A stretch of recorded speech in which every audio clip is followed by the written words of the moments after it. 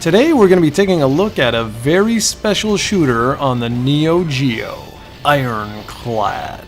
What makes this game so unique is that it was released exclusively for the Neo Geo CD back in 1996, only in Japan. It was a whopping 176 megs and featured some very interesting gameplay mechanics, which I'll get to in just a few seconds. First off though, you need to know that I'm playing this on my MVS. Now I'm sure some of you are saying, now wait a second, you just said it was exclusive to the Neo Geo CD, so how's that possible? Well, this is actually referred to as a prototype cart. You see, back in the day, SNK and other arcade developers would release prototype cartridges in select arcades in order to test the games out. Now, for whatever reason, this particular cart never was released to the masses on either the MVS or the AES.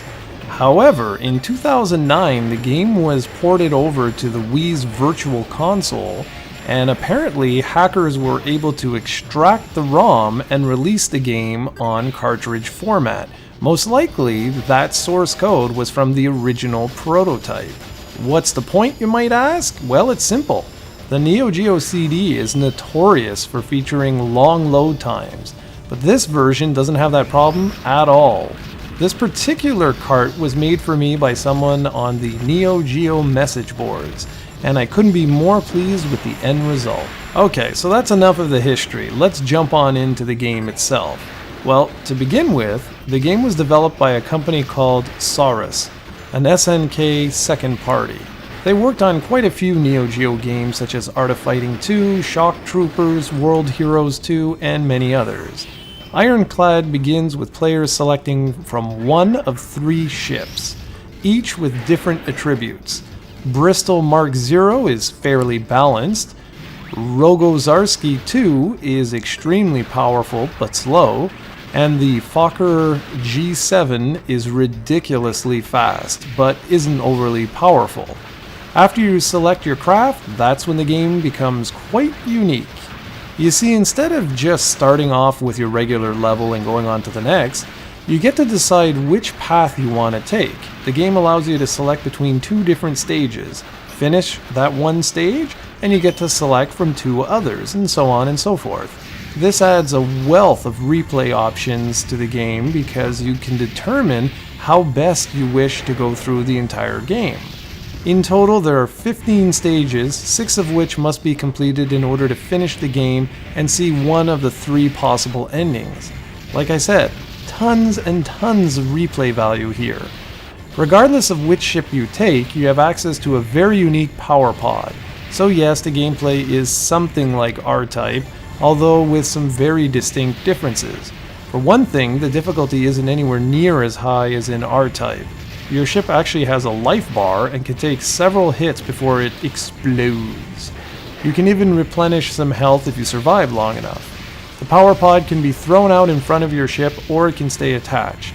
You have access to a regular shot and a charge shot, which can only be triggered if the power pod is attached.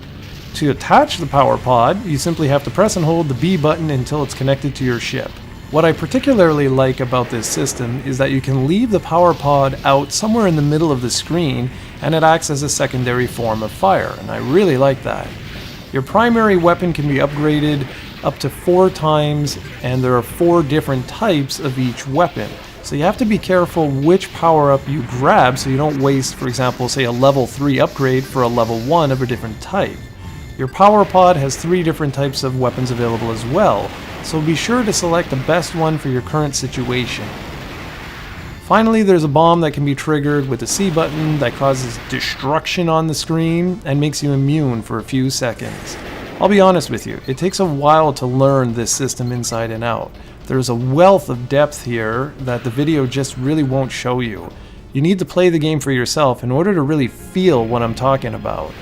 Graphically, I find the game is kind of a mixed bag. The combination of pre-rendered and sprite-based graphics look good for the most part, but I find something's just lacking.